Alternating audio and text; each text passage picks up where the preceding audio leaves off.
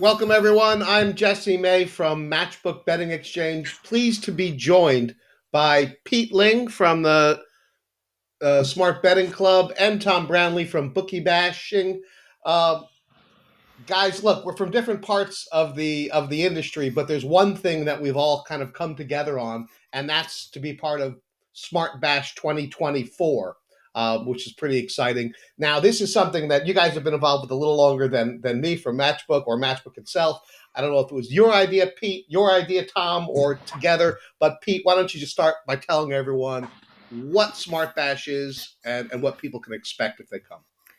Sure. So it's we tried it out last year with a small one evening test event. We had about 70 or 80 people in the end, and it was only meant to be 20 or 30. That was the kind of the first idea of just getting a bunch of smart guys in a room and seeing what we can do together.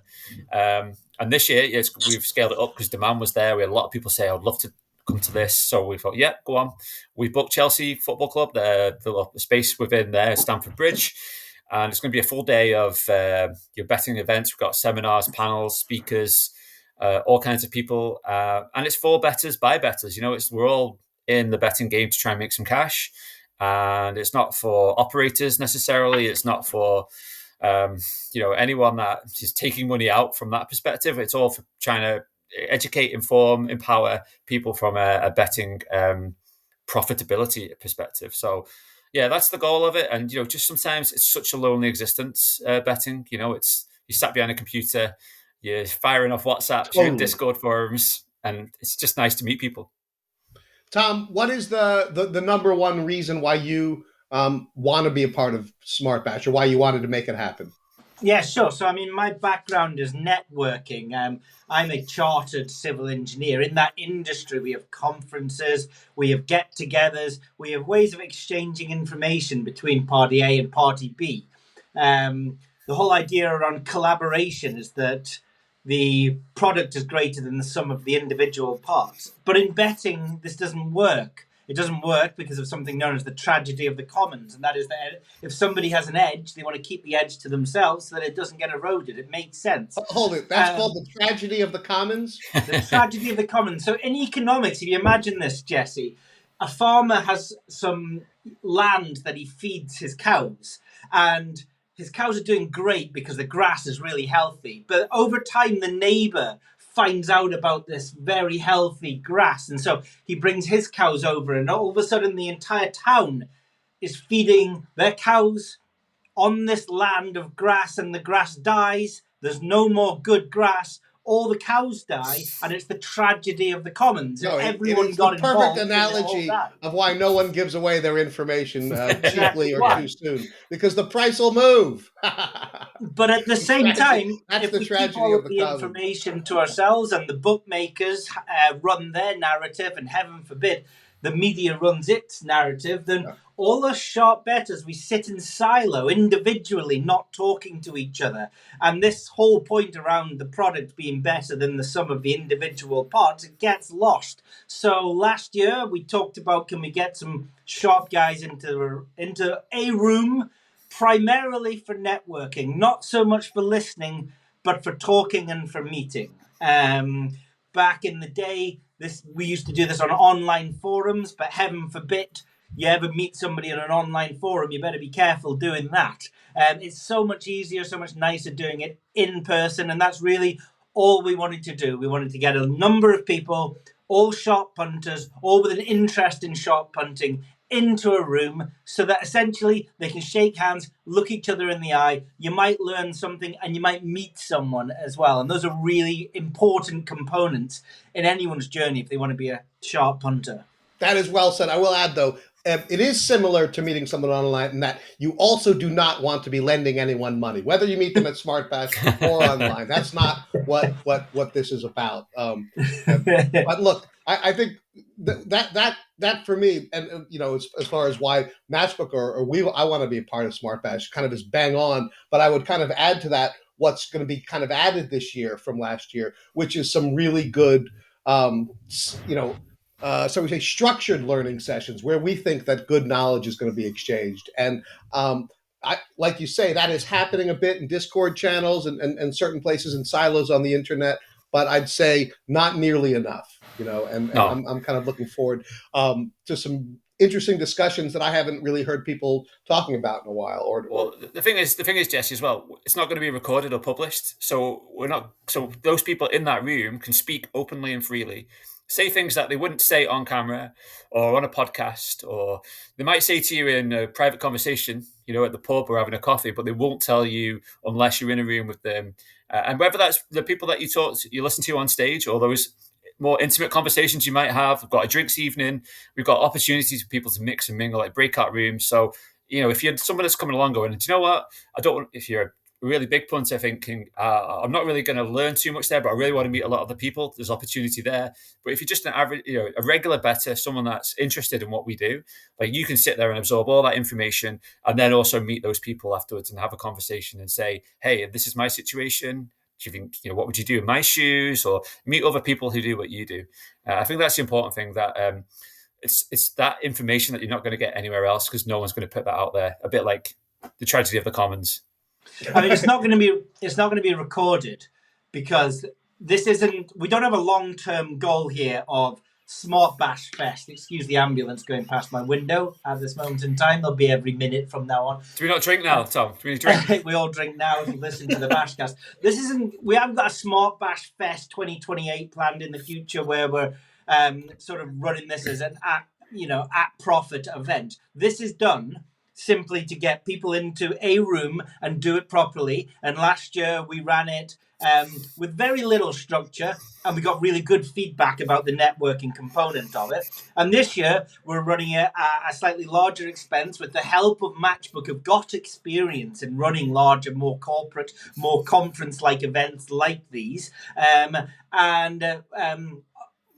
To that, we've assigned a price tag, an initial price tag for these, if you like, starter tickets of £99, which is a very fair price. I mean, if you look over at Bet Bash in America, it's multiple times that. And the reason is this isn't an at-profit event. This is for anyone with an interest in networking, in professional gambling, in modeling, in the positive narrative spin around the fun and excitement that can be had out of winning at gambling, to turn up and to talk to like-minded people. Absolutely, and look, Tom, this is a limited capacity event, right? It's going to sell out. It's not definitely going to sell out, but if I'm making a betting line, I'm about 1.9 that it's gonna sell out. And that's because when we've looked at people who are signing up already, and it's actually a list of very recognizable names, a lot of them. Yeah. Some heavy hitters, and that's kind of what we wanted. That's what we're trying to create with the panels, with the speakers who are going to be here. Is that there's credibility in the room. It's people who make a living punting or who are interested in serious punting, and that's who we all want to be around and have conversations with. And I'd say as well, no one's you're not gonna be sold things. If you go to like a Tony Robbins place or one of these seminars where you get the tub thumping guy on stage going, "Buy my course, it'll change your life.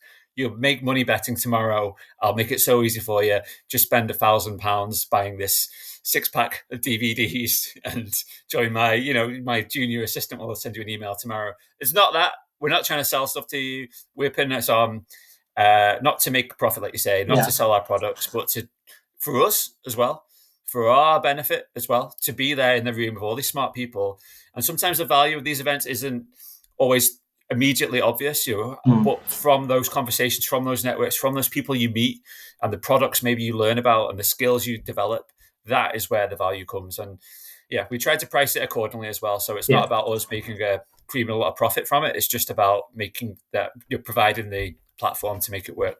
And for that reason, there'll be no presentation from Matchbook, no presentation from Smart Betting Club, and no presentation from Bookie Bashing, because we thought it was a little bit cheesy to put up a price for a ticket and then present something from our own side. So we're going to be there. Possibly we're going to be, if you like, maybe hosting or introducing, but the speakers and the panels and the discussions that we've set up, they are the speakers and panels and discussions that we wanted to hear ourselves. We thought that would make a good day. It's positive. It's positive for us, positive for the industry when people talk about positive betting strategies, right? I mean, from my point of view, a lot of positive betting strategies go on the exchange, but not all of them. But it's important, and for you guys have specific different kinds of betting strategies, but those conversations are important. There'll be a lot of ideas that are being sold in that room. What I like to think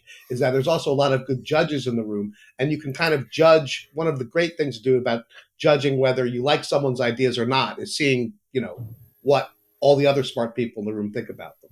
You Yeah, know, exactly. So we're going to have like a load of chat about golf. I think we've got a golf panel that's coming up. We're going to have a bunch of modelers and people working in golf. And even if you've never considered golf betting, or maybe you've used it in the past and are not quite sure, you're going to be able to work out pretty quickly, is this for me? And you could be able to speak to Yeah. those people who are talking about it, who are doing it, and be able to give you advice and information. And you'll go away and go, do you know what? I think golf is right for me. I'm going to start betting on that. I really like where I can bet and what I can bet on.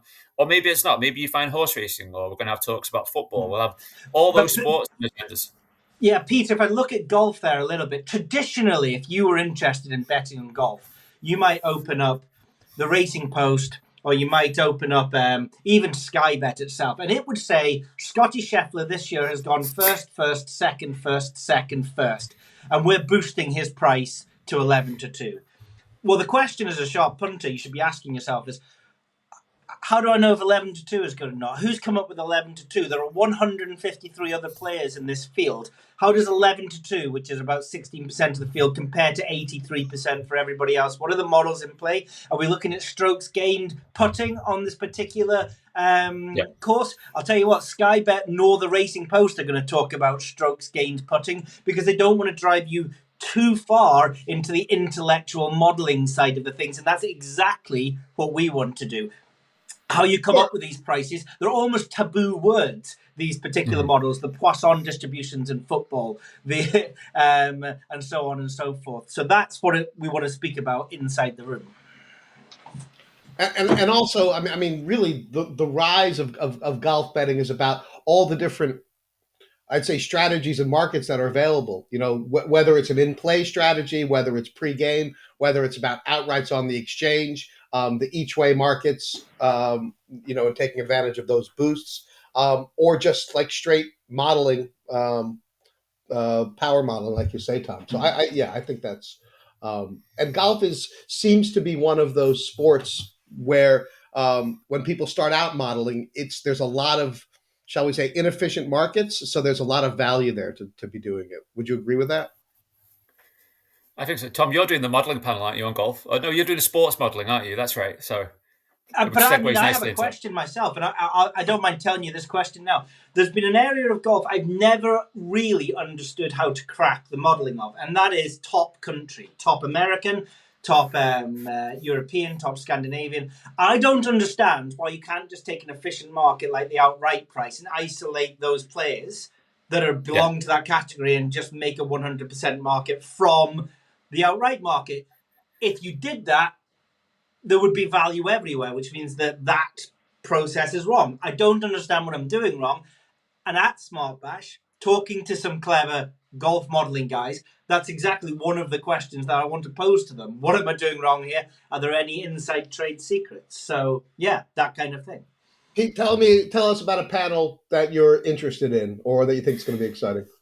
Yeah, so I'm doing a panel about betting syndicates. I've been working with some syndicates and some groups, and I've got some contacts who are happy to come on stage. Again, you wouldn't get them to come on stage. Normally, it's all kind of clandestine, and but they're happy to come on stage and talk about actually betting at scale for profit. And we'll see how open they will be. But I think they're going to be ready to answer questions about the key things like how do you move, how do you get dealing with the betting markets, dealing with betting sizable amounts, where they bet, which bookmakers internationally, the type of markets, right? So if a book syndicate is betting to scale in a certain specific market, should you be, as an individual bettor, taking that on and considering it yourself?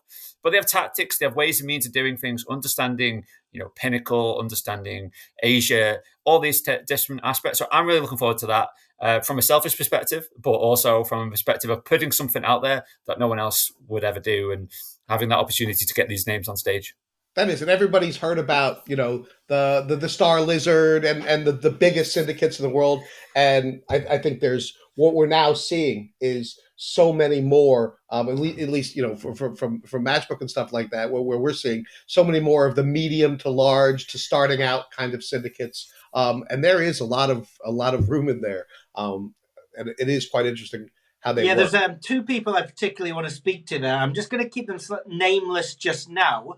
But the first guy is involved. Well, I was involved in some of the syndicates that he ran, and it's always good to meet face to face. But the organization that this guy had, in terms of he would run very short timescale syndicates, but he would see an edge, and he would get so many people into shops with so much of his capital in their pockets to just get tens, if not hundreds of thousands of pounds down on particular races. And it goes beyond the actual mathematics of how he's beating this. It goes into you see an edge and you very, very quickly have to mobilize and get money into people's hands and then organize who's bet on exactly what and log it all and then redistribute the funds. And it's that logistical organization I find fascinating. The second person I want to speak to, believe it or not, I was telling my GP about Smart Bash. My GP from Redditch has a ticket to this. I only get to see him for 15 minutes every 3 months, so I'm looking forward to talking to him as well.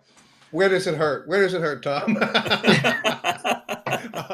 Look, actually, the panel that I'm most interested in is the modeling panel, and I think, and the reason is, I guess, I mean, maybe this is quite a naive view, but I view sports betting modeling as kind of one of the still unsolved things, right? The thing out there that is on some level unsolved. People trying to arrive at what true odds are and how to make the perfect model to find out the odds.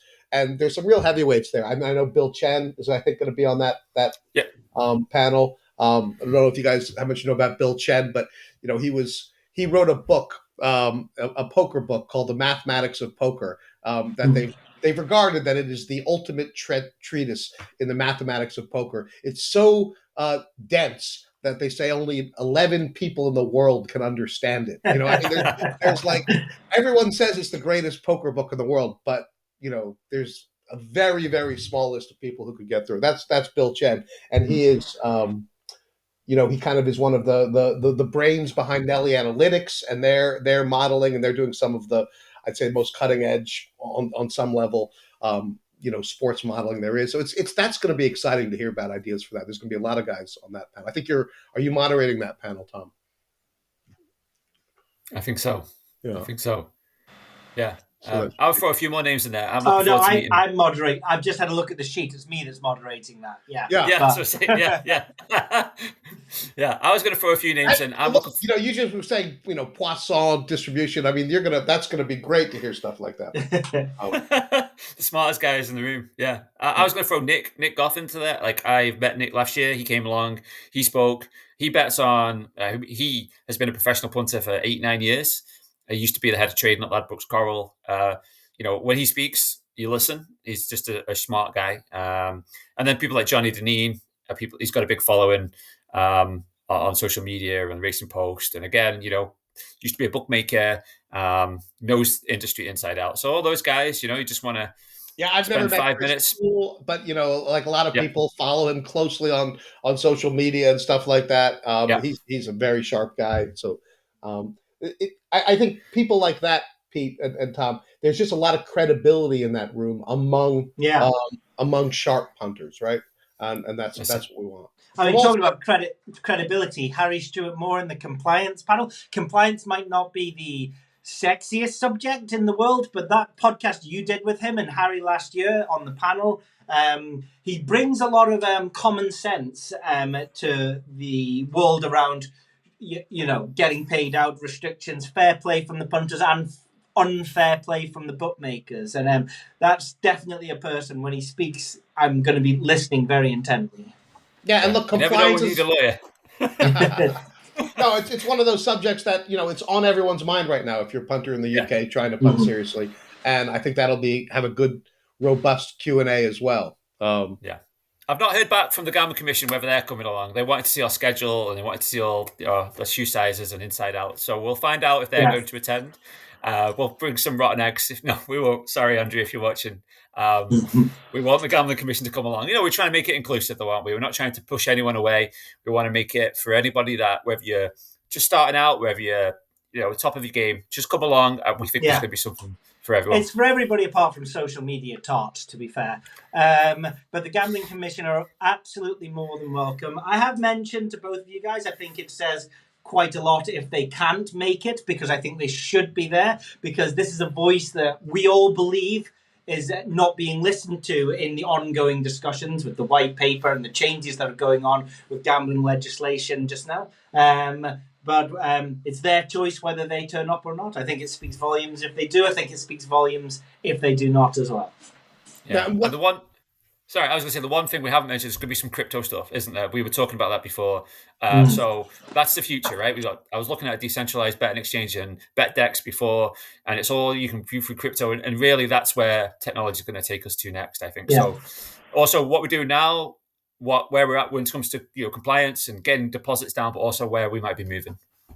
Yeah, if we're going down the route where Bet365 are going to ask me to be able to log into my bank account in order for me to have a bet with them, then we need to talk about where we think the future is going, the cryptocurrencies, the black markets, things like that. So I'm looking forward to that as well. And we've got food and drinks, and then I think we've got confirmed an after event as well, because the day runs from 9:30 in the morning, which is arrival, coffee, tea, croissant, pain au raisin, that kind of thing, for an hour of milling around before the talks and the panels start. And then, a lunch and a break with 8-9 panels throughout the day. And then we run to 4:30, 5 o'clock, something like that. We haven't got the exact finishing time. But then that's not the end of the day. Is that right? We retire to the bar or to the pub. It's great. There's going to be an event put on, and I think sponsored. I don't know if we can if we can reveal who or we know who yet, but there's going to be an event down there that'll run the rest of the night. I think with some level of free drinks and then a lot of networking. Exactly, and if you just like drinking, there's going to be a lot of that too. So. Tom, you'll fit right in. I'm leaving my wallet at home this year. I took we had it in a casino last year, Jesse, and I went down to the blackjack table after the event, and I ran up maybe about 1,600 quid, and then lost my wallet in a Chinese takeaway later on that night. So whoever found it did really well that evening. That sounds like a perfect night, to be honest with you. So you can find Tom's wallet and pay for it. The trip will pay for itself. That's how this one ends. I won't be disappointed. No, it's look. I think it's going to be, no matter what level of aspiration you're at in terms of professional betting, right? You are a professional bettor. You want to be. You want to take betting seriously. I think you'll get comfort and learn a lot in terms of being there and talk to people. It's hard to see just from hearing about last year, being in a couple things like this in the past, that you're gonna feel like it wasn't a good thing to be there, or that you were left out or didn't get value.